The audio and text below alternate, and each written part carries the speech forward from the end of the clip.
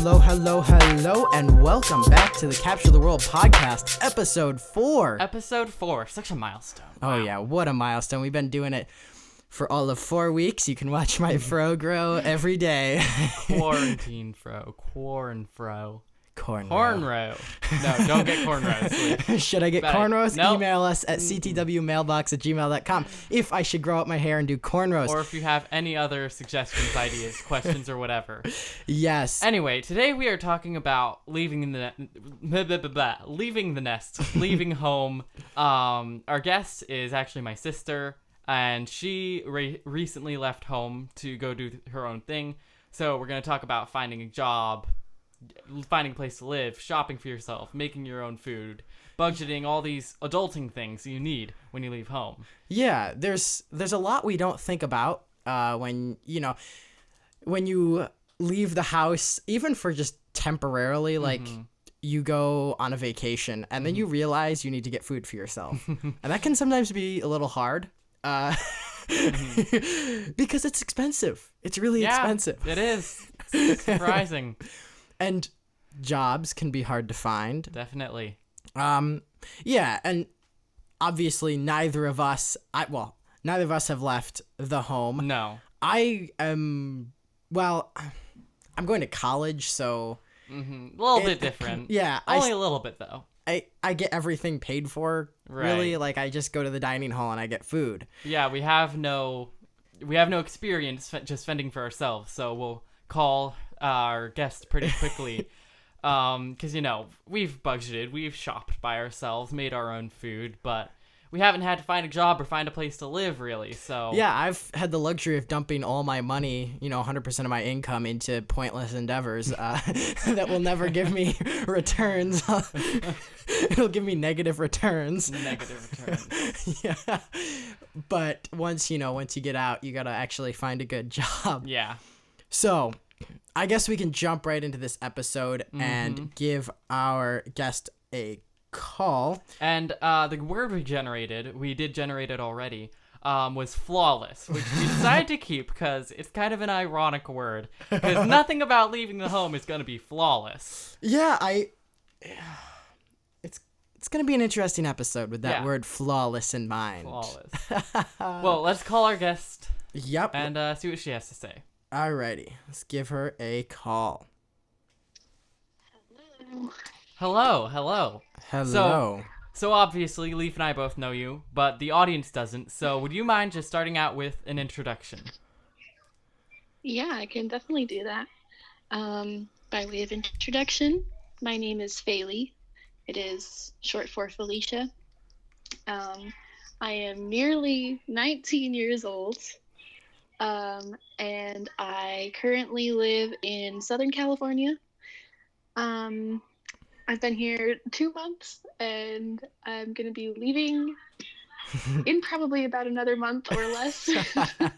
continuing a trend in my life of being very nomadic. I'm a writer. I dabble in other various artisty things, I suppose, but all very, freelance as a hobby. And I work for Scole Academy, which is an online classical school. Nice. Interesting. So before we get into the meat of things, you mentioned you were a writer, and you have a blog, which we will link in the description. Can you just give a very brief introduction to your blog and what it's about? I can do my very best. It's kind of a bit of an unconventional online platform, just in the sense that it's taken lots of different forms. I've been blogging for, I think, 8 years now, in lots of different ways. But most recently, it's been just an online public space where I can, talk about my life experiences and things that are on my mind. All of my friendships right now are long distance, and so it's a really great way to stay connected with the people that I'm close to. And just sort of, uh, put creative content, hopefully things that inspire other people, out into the world. So uh, it's a mishmash of all the things in my life that I connect with and I find to be important. Yeah, that sounds interesting. I actually have not seen your blog, and I need to go look at it. Except you can't read. Well, anyhow, shut up. No, I think we can move on to you bouncing all over this country. How many places have you lived now? And beyond. Yeah, beyond this country. So give me a minute. Do you want me to list them all off? Sure. Yeah, sure. Okay. Well, starting on, let's see, almost a year and a half ago ish, was my first big adventure, or I should say the start of what's been a big ongoing adventure. So I've lived in southern Arizona, and a couple different places in western New York, all within the same area, but with a few different people.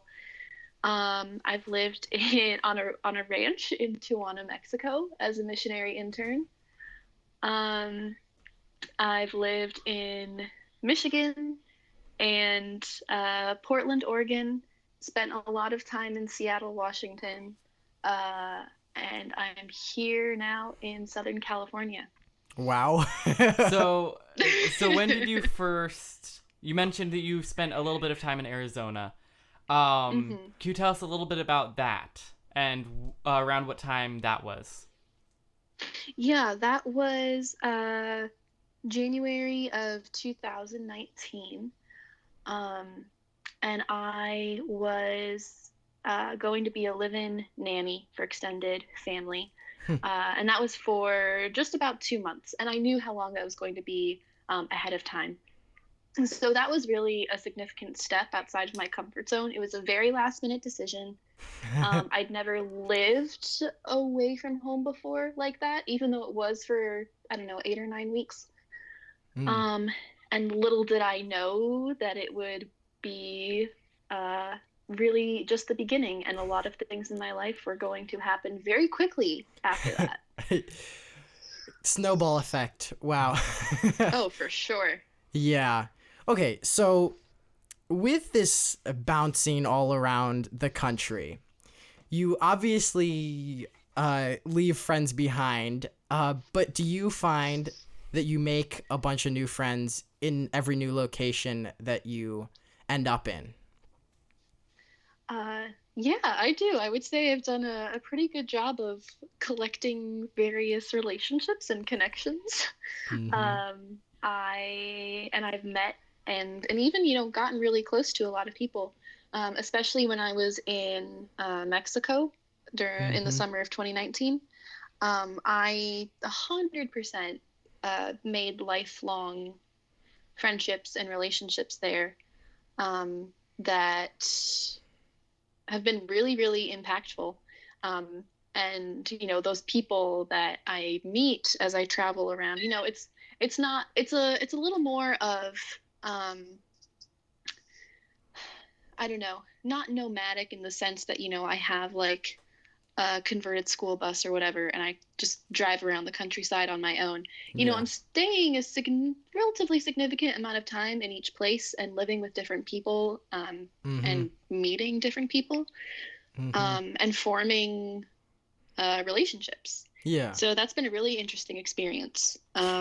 And it, no matter where I go, geographically, I'm always going to have long distance friendships, which I think is safe to say for most people, especially once you move out and you go to school and you have people coming from different states, you have international students. Yeah. But I think it's safe to say I've gotten a pretty big head start on that so far. Yeah. See, when I vacation, my only complaint is that I'm not in a location for long enough. Because I'd love to stay somewhere for 1-2 months so I can really get to know people. Like when I was for sure. when I was in Wales, I absolutely loved everybody I met. And even England, but I just couldn't spend enough time there, and that's what really annoyed me. Yeah. So Yeah, you didn't get to make really deep, long-lasting connections with those old men you met in pubs. they were ex-convicts. They just got out of jail. They were having a party. Yeah, I think they're just in there for like, low-level crimes like, beating up people at bars or something like that. Yeah. Oh, yeah. Just something insignificant. Hey, but they gave us food. They told us what to eat. So, Yeah. I see, Noah, you have a question. Yeah, so you said that you had only been in Arizona temporarily, and that you then went back home. And then, of course, or I don't know about of course, but then you ended up leaving home for a longer period of time, kind of early on at just 18. Do you think that your experience in Arizona kind of prepped you for that, where you were a little bit more on your own, but still had family there who could support you a little bit?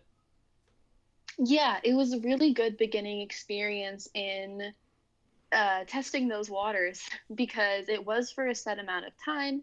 It was somewhere I had recently visited once before. That's kind of how the whole situation came about. And it was with extended family. And even though I'd only met them a couple times, I, had just recently visited them for about a week, I think. And then went back to New York, packed up, had about 2 weeks to turn around, and then went back to stay for 2 months. So it was, in that sense, a familiar scenario. Yeah. And I had the support of that family. I had the structure, knowing how long it would be for.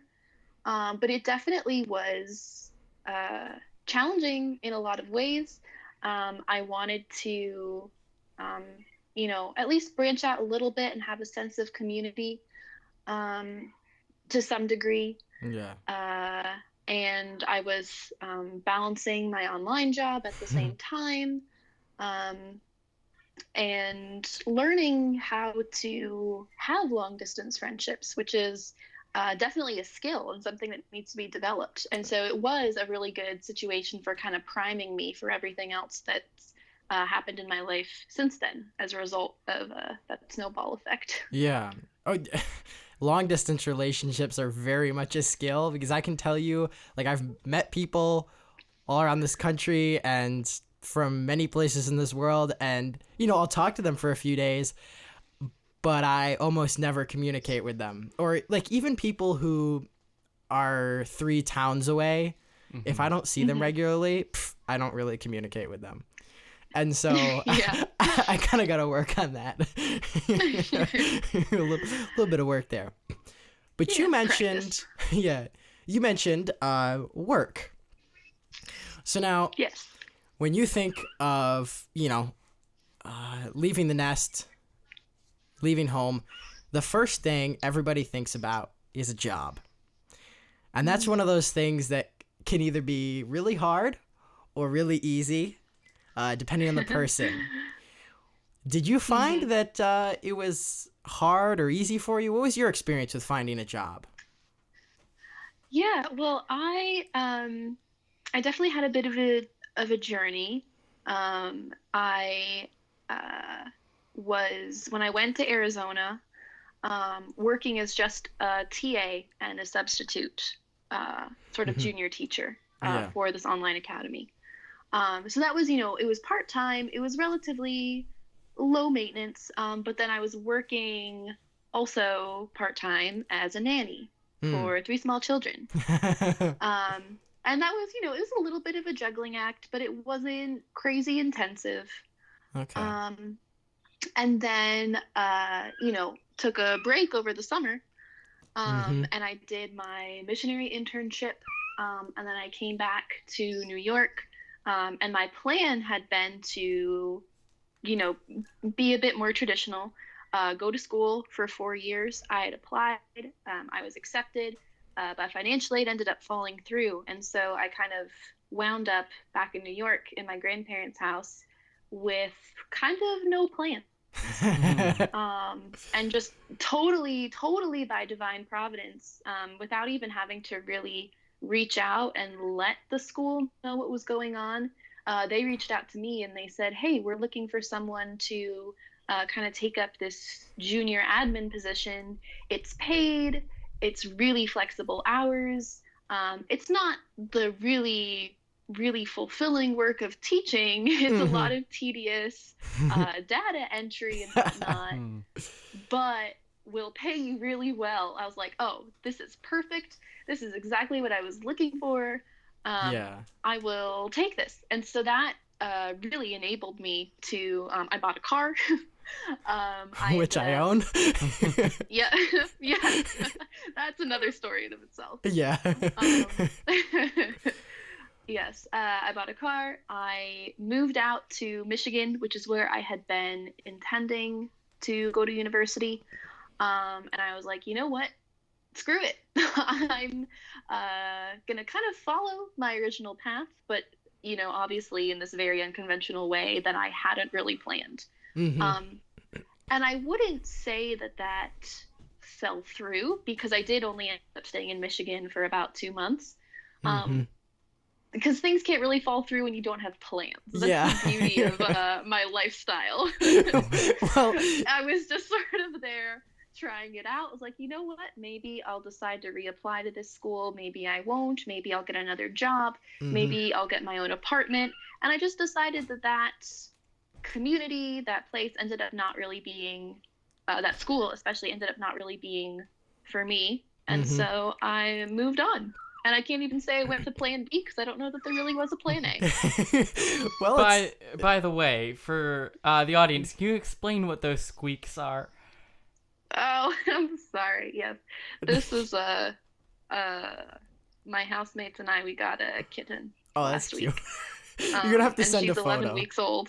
You're gonna have to send a photo. photo. I'll send you a photo. Okay. Include We'll it put in the show video. notes. Do whatever you do. Yep.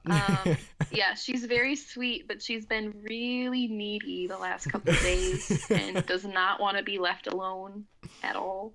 That's and I'm on minding the kitten duty. So she's my podcast buddy. Yep. So then, Faylee, yes, sir. Our parents kind of did a pretty good job of teaching us how to cook food, budget, shop. But once you had to do these things yourself, did the experience change? Did you find it harder or easier, or what was your experience there? That's a really good question. I would say that it's definitely varied. There certainly have been days or periods of life where I feel like, something like cooking, which I, for the most part, enjoy, really is a chore and not something I want to do. I do feel really blessed, just in the sense that I was, especially by my grandparents, really prepped for real life. Yeah. And at least had the tools to figure things out. Which I feel like is really, really crucial when you're in young adulthood. Yeah. And so, have I had my freak out moments where I got my first tax document in the mail? I was like, what do I do with this? I'm not living with my parents. They're not here to hold my hand while I figure it out. Yeah. And then it's sort of just a matter of like regaining some perspective, maybe even thinking of some of the things that I have done that didn't go disastrously, and I did largely on my own, and just taking things a step at a time. So yeah, budgeting, grocery shopping, cooking, cleaning, those things I've all relatively been doing for a good part of my life. So yeah, basically just one step at a time. Yes. You mentioned taxes. Can you talk a little bit about your experience with taxes, how you had to learn to do those? No, it's just like, I need more information about taxes. I mean, that was a pretty generic. Oh yeah, go for it. Squeak. Okay. Sorry, passing off the kitten. Yeah, I mean, taxes is more of, a generic example, my family is actually really good friends with our tax consultant, and I was in a position where for a while I thought I was going to have to file for a stimulus check. That ended up not being the case, but that was a whole story recently. And he's a really great guy, and so that was kind of handed to me in the sense that I had a really great professional to work with. But it's not like the adults in my life are entirely inaccessible to me. So there are definitely a great number of times where I will text my mom and say, "Hey, I don't know how to do this thing. Please help me." Which is really great because not everyone has those supports. So that's something else that really has enabled me to kind of, do what I'm doing and bounce around and be this crazy nomadic woman. Yeah. By the way, we forgot to mention that the word that was generated was flawless, which we kept because it's ironic, because nothing about moving out is going to be flawless. So, okay.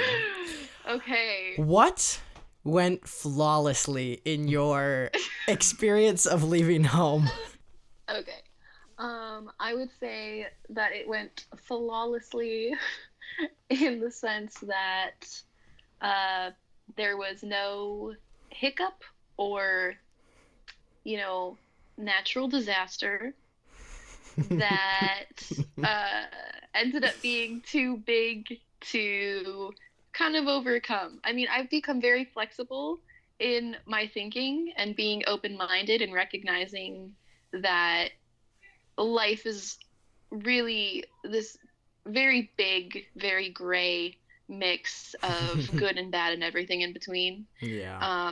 And so I've gotten a lot more comfortable looking at experience and saying, you know what, that was an experience. Not a good one, not a bad one, not a success, not a failure. It was this really big, beautiful, just conglomeration of all of those.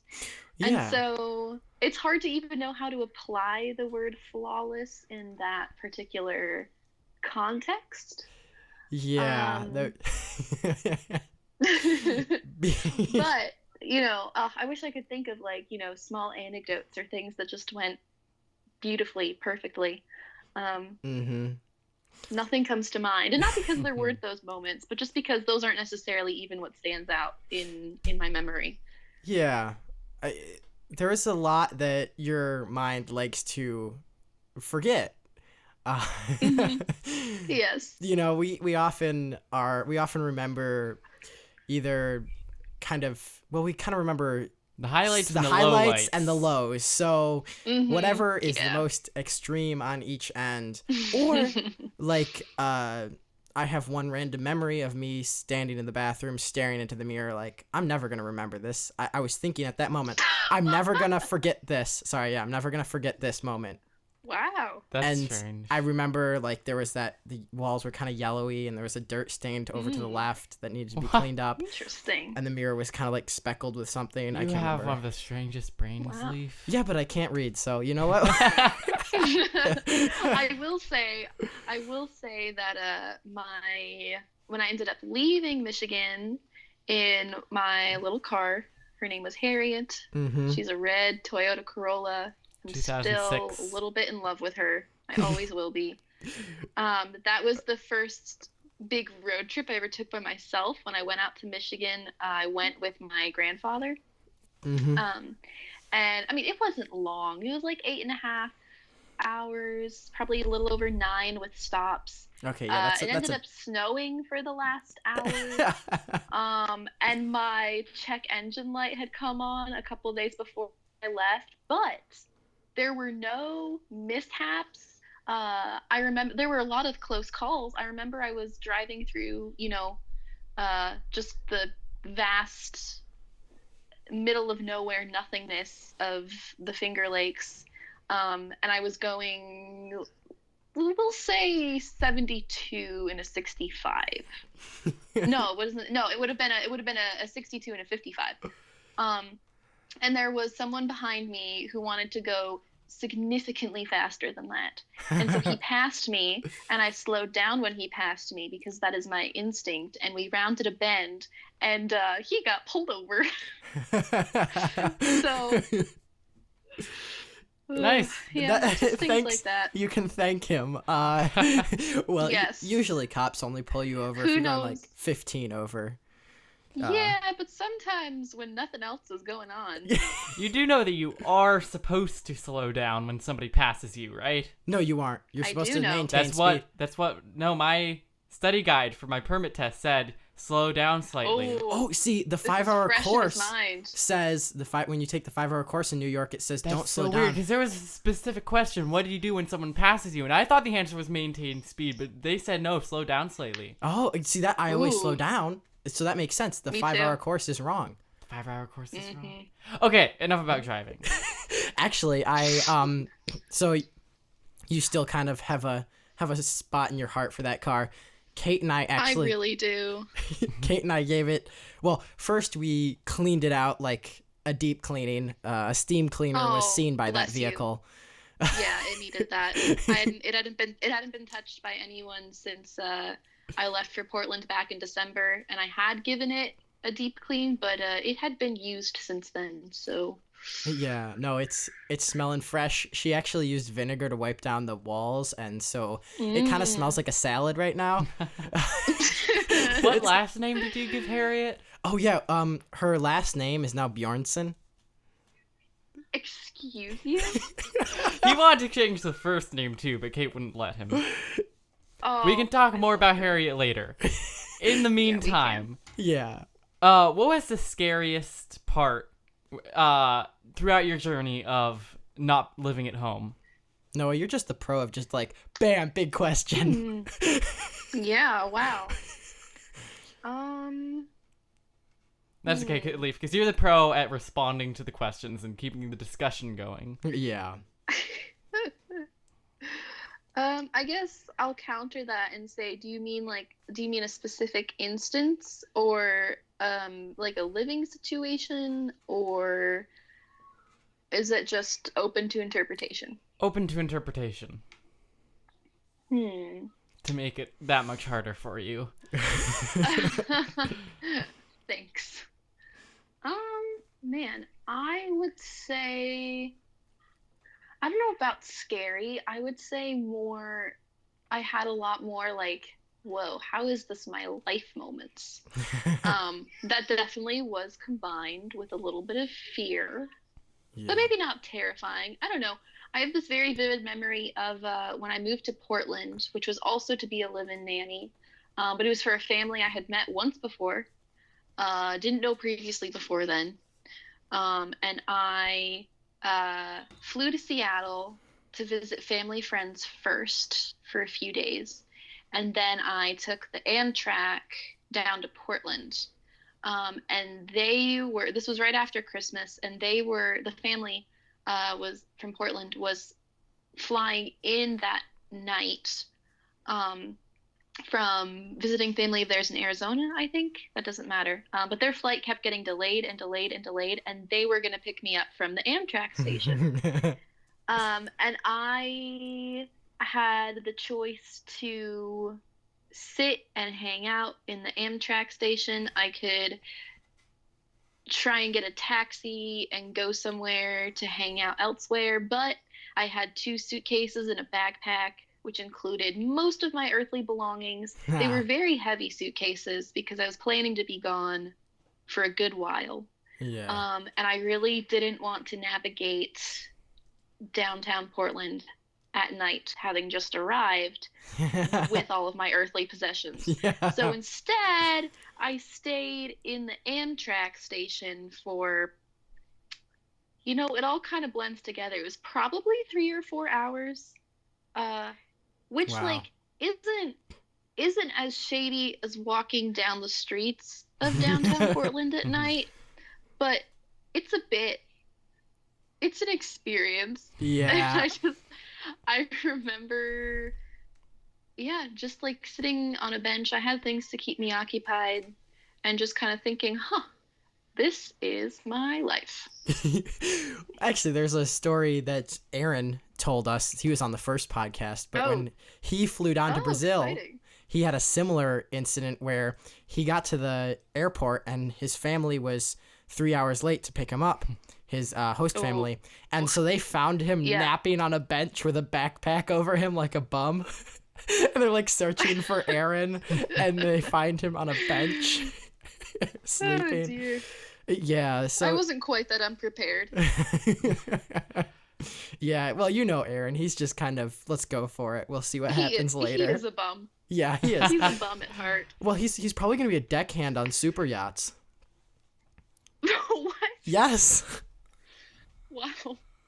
Or it's I like don't know why I'm surprised at this point. it's like marinas or yachts. Florida. He's going to be probably going to Florida, which Living is He's the gonna life. enjoy that immensely. Yeah, I don't think I know a lot of people who would fit in Florida, but he's one of them. Oh, yeah, he is. The Florida man. So, Oh dear. all right. Finding housing is another issue that people run into when moving out. And you can just go and rent an apartment, or you can try to move in with friends so you can actually afford heating and water and internet. How have you gone about finding a place to live? It's been a combination of calling my family and saying, "Hey, guess what? Gotta come back to New York for a hot second." Calling other people and saying, "Hey, there's a world pandemic happening right now. I can't go back to New York. Can I please come live with you?" On like 2 days' notice. That was my most recent situation. That's a good story. Yeah. Offering to keep people's small children alive in exchange for room and board.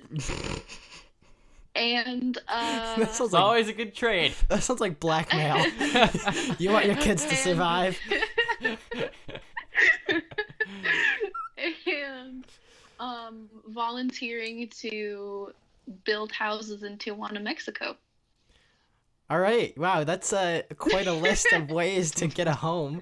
So it's like we have blackmailing. Blackmailing giving families your of small life up children. to build houses for people. Yeah. Good cause. Yeah, well, I think, I think I have family in near Portland. Should have just gone stayed with them for the 3 hours. For the 3 hour. Oh, yeah. If only Hey, I'd known. Margot. No, she's in Seattle. Who's in Portland? I can't remember. I got too many family members around the world. Alaska. Yeah.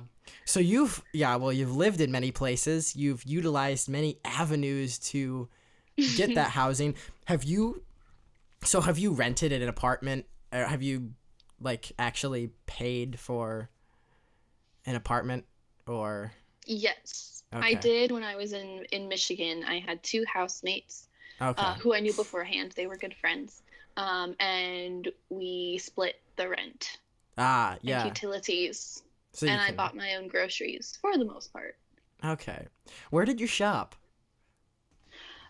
Family Fare, buddy. Oh, It's a 24-hour, mostly Midwestern I know that. supermarket. Yeah. Yeah. It's like any other 24-hour supermarket you'll go to.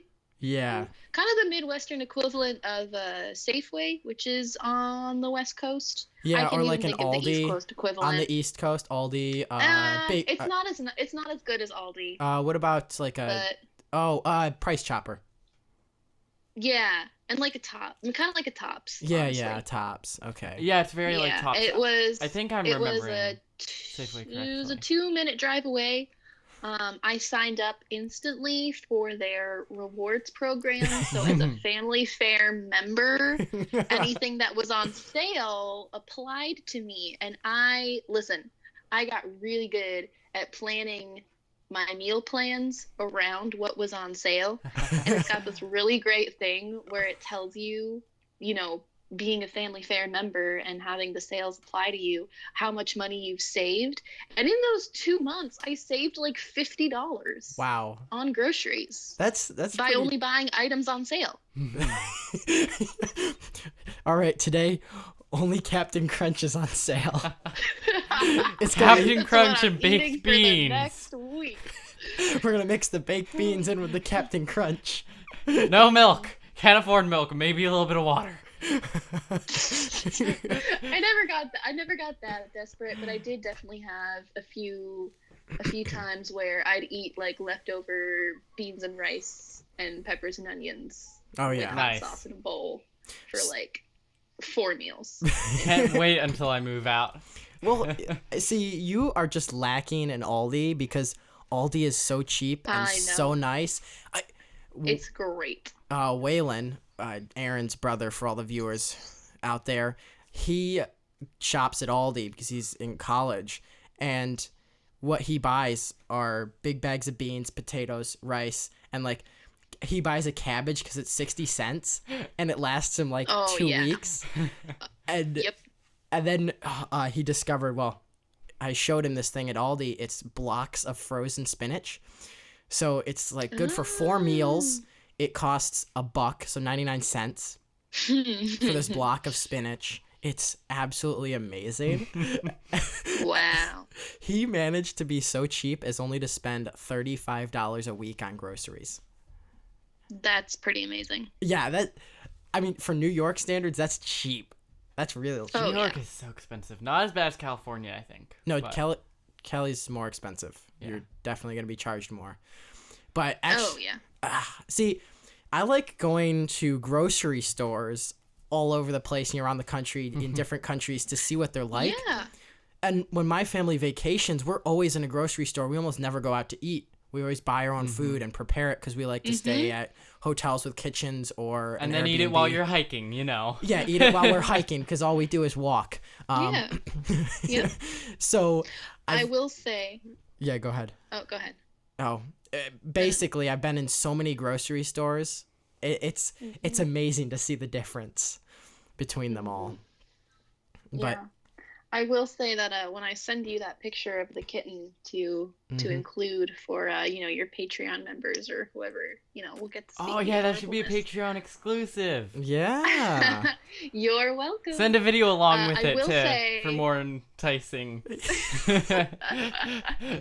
I will say, what I have what's even more enticing is that Michigan road trip we took, Leaf, with your family for weightlifting nationals. yeah. When we went to Aldi's, where you don't get grocery bags, you get cardboard boxes, like a Costco kind of deal. Yeah. I will say I have a photo of you and your little brother Luke in the back seat of your Honda Pilot, with no groceries in cardboard boxes. For whatever reason, we unloaded all of the groceries into your laps Yeah. and somehow carried it to this.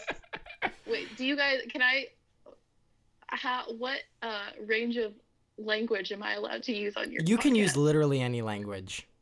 Okay, great. And we had to take all of these groceries into this fancy ass hotel where we also were staying with way more people than we were supposed to. My family's so cheap. Yeah, it was a good time. We had, like cold cuts, hummus, produce, cereal, the like. And Yeah. without bags or boxes, we carried. I don't know how that happened. Hummus Anyway, and cereal. Yeah. I'll send that to you too. We stuffed it in our clothing bags to get it into the hotel since you're not supposed to bring food into that hotel.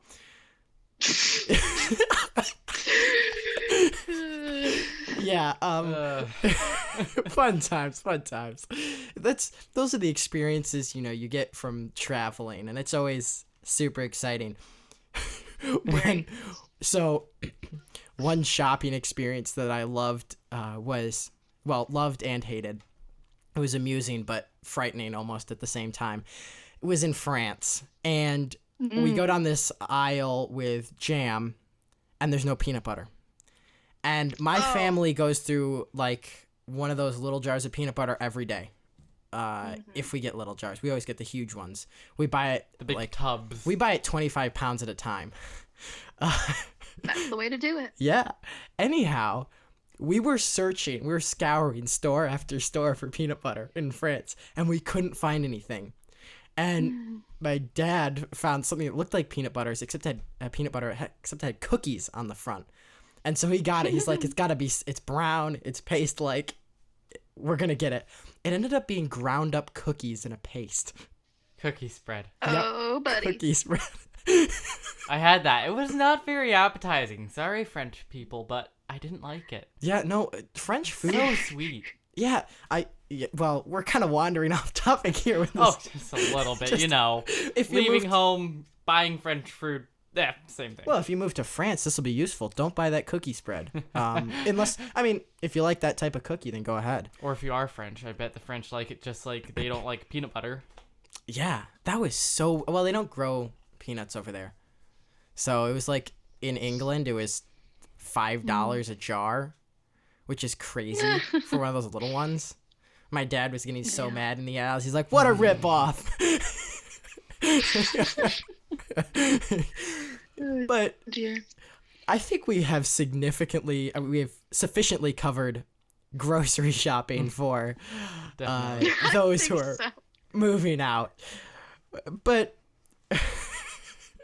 so is it well, depending on your living situation, whether you're living with people or living alone, that's obviously quite a bit different, but is it a shock? Do you think it's quite a bit of a sort of a is it a big adjustment to start living away from everybody that you know well?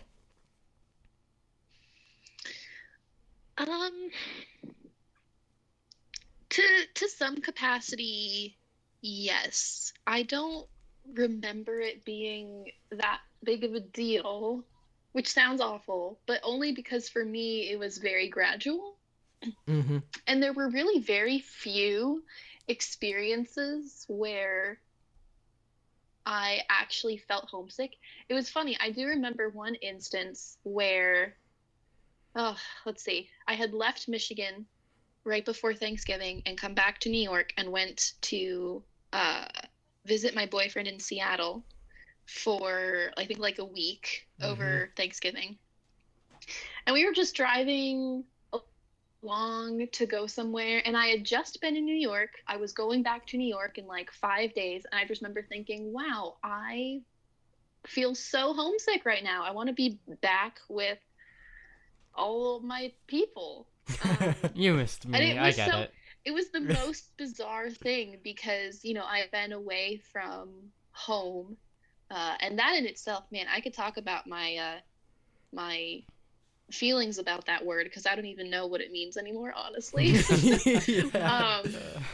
But, you know, like I had been away from home for a little over 2 months. I had just been back in New York, was just there, Seattle, really quickly visiting. And I felt really, really homesick. And it was just the most bizarre timing. But I don't know, you know, when you're in your last couple of years of high school and whatever, you know, people go off for the summer to do, you know, all sorts of camps and, you know, family vacations, and like you get used to not being with everyone constantly all the time. Yeah. And so since for me it was a lot of these little kind of spurts of being away from what was familiar and kind of normal for a couple months, and then being back in that for a couple months. You know, right now I'm in the longest stretch I've ever been in because I haven't been back to New York since I left for Portland right after Christmas. And I really don't know when I'm going to be back, especially because travel is still kind of a, you know, an nobody's issue. really doing that right Yeah, now. did I hear An correctly issue. that California extended their lockdown another 3 months? You did not hear correctly. Okay. I thought that was a LA little County, extreme. Yeah, LA County is saying that until further notice, they're going to keep things in this phase right now until July 1st. But that is apt to change, and it's not all of California. Okay. Because there have been some studies showing promise in drugs that are being used to reduce the amount of time people spend in the hospital. Yeah, that's something, you got to be good at is figuring out how to make a decision on the fly and not be completely struck down when your plan gets utterly destroyed by something like Corona or, not being able to go to college or not finding a place to live right away.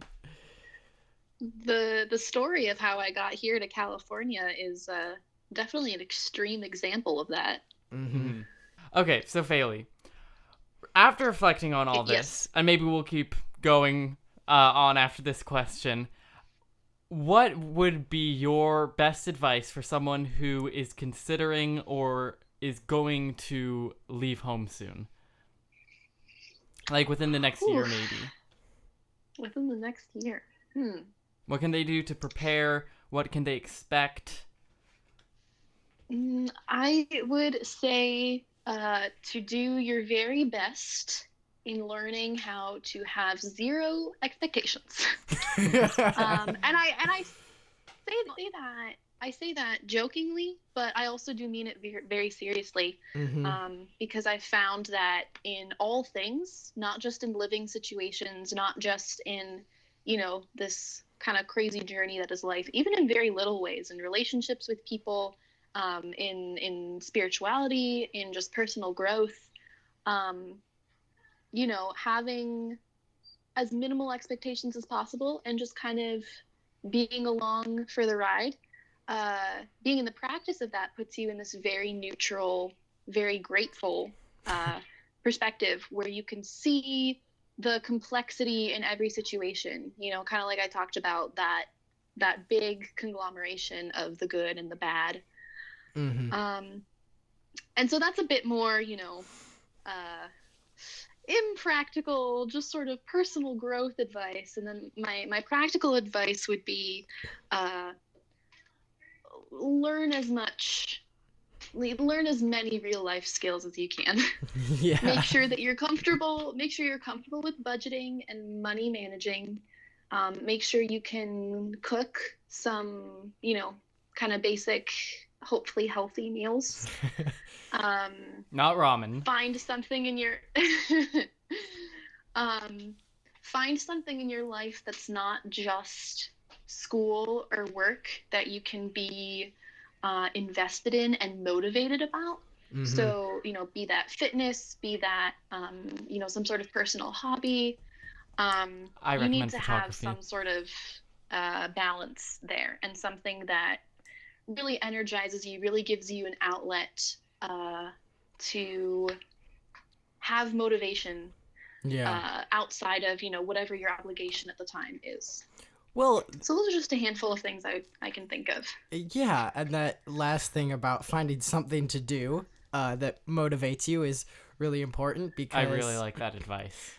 When the semester ended and I'd submitted all my work, I sat down and I was like, oh, crap, what am I going to do now? I felt the same way. I was like, I just spent a year of my life doing nothing but hard work and being stressed out. And now I'm here like, oh, that's all over. I know I'm going to do this for another 4 years, but in the meantime, what am I going to do? So, yeah, definitely very important. For sure. And there's definitely something to be said for, having those days off and relaxing and recharging yourself. But having, for me, it's in a lot of different forms of writing and dance and even reading, not just kind of for fun, sit down and breeze through books, but, nonfiction and spiritual books and academic books, and having something to, especially since I'm not in school right now, really keep my mind engaged. Keep it active. And then, baking and gardening and, everyone has something that gets them motivated, gets them active, and kind of, keeps some interest in their life outside of obligations. Yeah.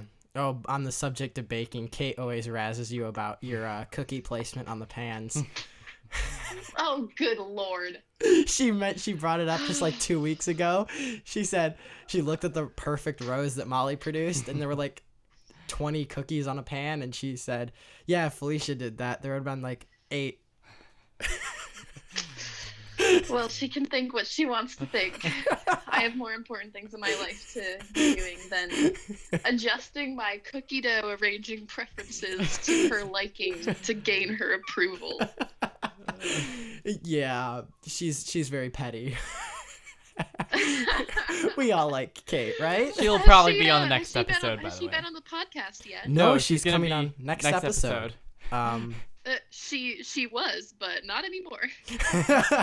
Don't worry, she doesn't listen. Oh, good. Yeah. Except her own episode. Very true. Very, very true. Yes.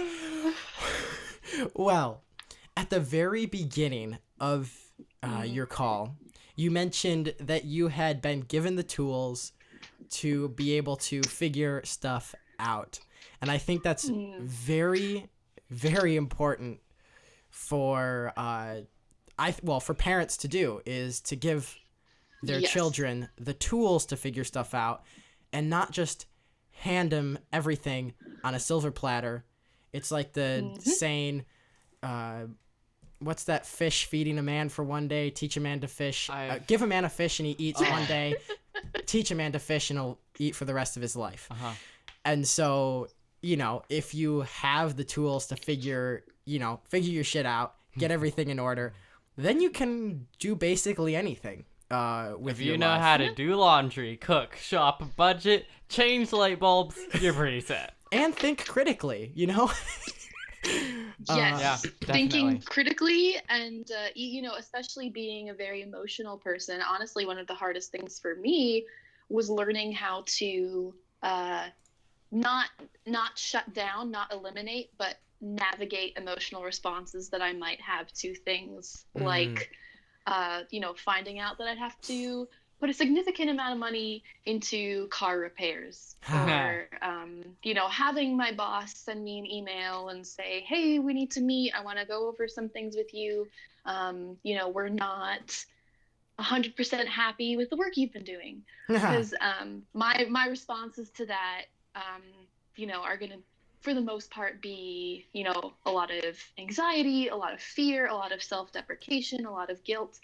And learning how to navigate those, to recognize criticism while not being hard on myself, and even learning how to kind of laugh at all the worst case scenarios that come to my brain at any given time. That's been something for me that's been really, really important, because otherwise I think I would just be totally paralyzed by all these negative emotions and not be able to function as well as I currently am or have been. Yeah. Well, kind of an example that I've had of having to tame my emotion was when I was doing a live TV broadcast of basketball games in college, and my video production professor is sitting next to me, and I'm directing this whole thing. So I'm telling what camera angle, what graphics, everything that needs to happen, I have to do it. And he's over my right shoulder, like, pointed out every little mistake that I make. I'd be like, no, you should have switched to camera 4. You should have done this. You get the graphic up. No, wrong name, different person. Yeah. And afterward, I'm like, and near the end, I'm like, oh my gosh, I did so much wrong. And then afterward, he comes up to me and he said, you know what? You're one of the best directors I've had in this class. I'm like, wow. Thank you. Never would have guessed. Yeah, Thanks for saying something. Yeah, he said he's had to take over before because people freeze up when they're on air. Yeah. And so that was reassuring for the next 3 basketball games that I had to direct. Yeah, I bet. But in the moment, I'm like, how do I fix all this? And I mean, all that's practice. All that comes with time. And I guess that's also something you have to think about when you are first starting on your adventure of living alone, is you're not going to get everything right the first time. Certainly not.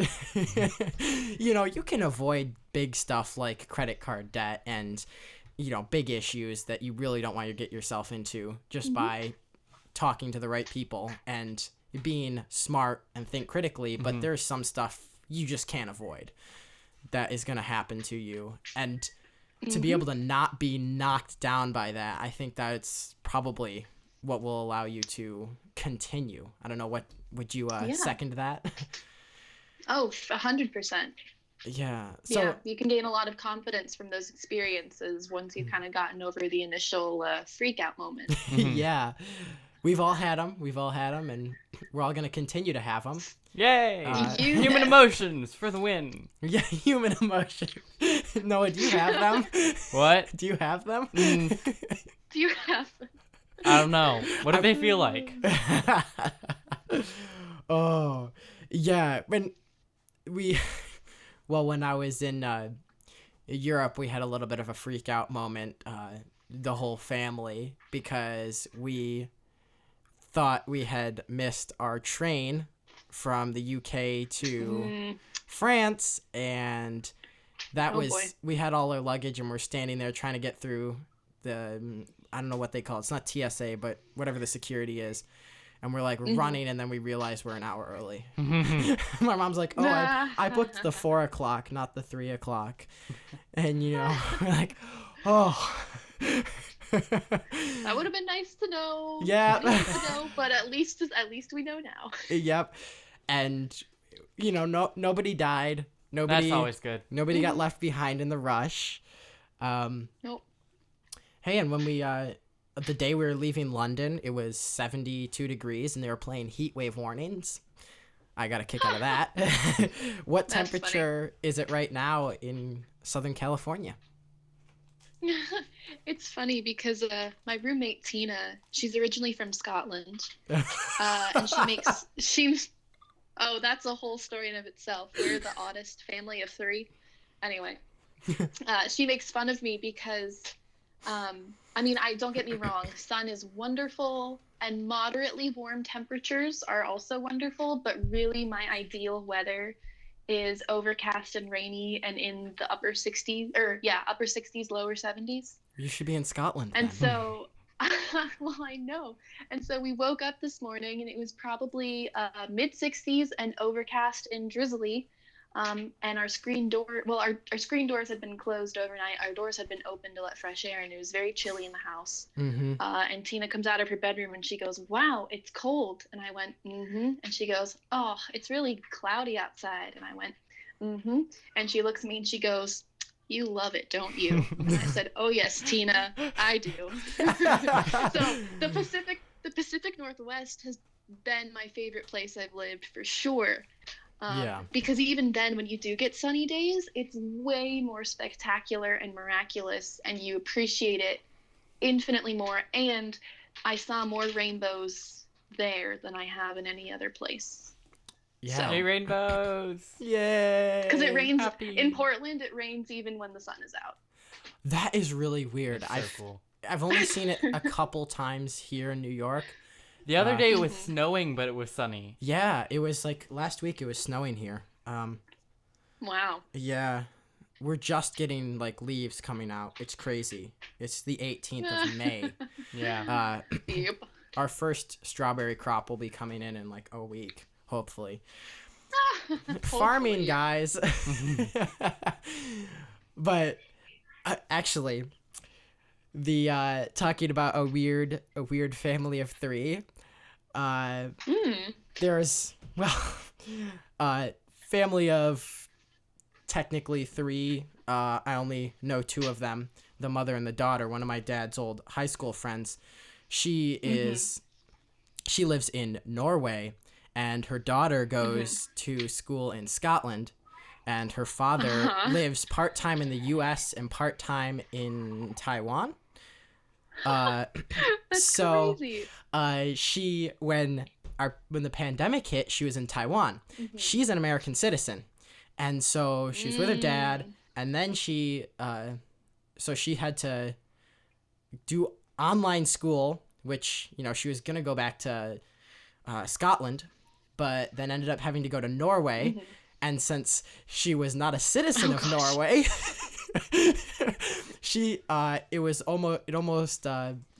it was really hard for her to get into the country with the pandemic happening, and she almost got kicked back to the U.S. where she has no family at all. Oh my goodness gracious! And we were like, we could take you, but if there are any Things worked out for her, okay? Yeah, she's in Norway having a blast with 2 feet of snow currently, I think. Online school, except it's probably gonna be over soon. Wow. Yeah. I can't believe the school Wrapping year up. is. I mean, for college it's all over, but for everybody else, Yeah, it's still going. Mm-hmm. And for all of Well, those college speaking- people living out there, you're not living on your own. You're having everything handed to you on a silver platter. But when you do leave college, Oh, wow. it's gonna be a shock. I know what I am doing right now. I have everything handed to me. Like, I have food. I got housing. enjoy it while it lasts. Oh yeah. Well, I'm not gonna have to deal with adulting stuff for a really long time because I'm going right into the army. Yeah. And they feed me. They house me. They They're take like me places. really strict parents They who are. require shiny boots. So guys, That would make a great t-shirt. basically the takeaway from this episode is that if you don't like adulting, just join the army and you'll have that really strict parent feeling right there. The really strict parent dynamic right there. And your boots will be shiny. Yeah. Well, if you're a good soldier. And your room should be clean. They teach you how to clean a room. Not all parents do that, but That's true. I guess the what takeaway from this episode: don't expect anything to work out correct the first time. It will not be flawless. It'll not be flawless, and you're gonna have some fun experiences. For sure. It seems like you've had a bunch of fun in your traveling and your time I have. all over this country and in Mexico. Oh my gosh, I haven't even been to Mexico yet. Yeah, well, I haven't even been to Canada. You gotta come I have down been and to build a Mexico. house with me, Leaf. You would like it a lot. You know what? I could actually. Come You down with could my actually. flights are booked. You can come with me. I don't have money. That's the problem. You don't need money. You can come in my luggage. No, I think I should take your ticket and we can fold you up into the carry-on. How are we gonna get past security? Don't worry. I'll just say you're a dead body. No. Therapy animal. I'm your therapy There animal. you go. That's how to do it. No, I think I need a therapy animal because of you. You're not the therapy animal. Anyways, we have really gone on a strange tangent here. I got one more thing, and that is, Okay. is there anywhere in this world that you really want to go after this? After this? Like I mean, after I'm whatever is coming directly next. Is there something where you really want to go? well, because of the pandemic, I don't know exactly what's coming exactly next. Mm-hmm. Lord willing, I'm going to Mexico at the end again for another summer, at the end of June or beginning of July. And then from there, I'm thinking of going into, even if it's temporary, like just for a year or two, going into long-term mission work. And that really could take me anywhere. I could go to Alaska. I could stay near Anchorage. I could stay in Tijuana, Mexico. There's an inner city mission in Pittsburgh, Pennsylvania that I have connections with. There's a ministry here in Southern California who my housemate works for, and she's involved with the missionary stuff in Mexico. And then OCMC is the Orthodox Christian Mission Center, and I have connections with them as well. And so who knows, they might, if I let them know, I'm like, hey, send me anywhere. I have no connections. They could be like, yeah, okay, go out to Albania for a year. Do something up there. Well, if you go to Alaska, I got family in Anchorage. You could always. Hey, there we go. Yeah, free room and board. Yeah, so it's one big mystery. We'll see when things start taking shape.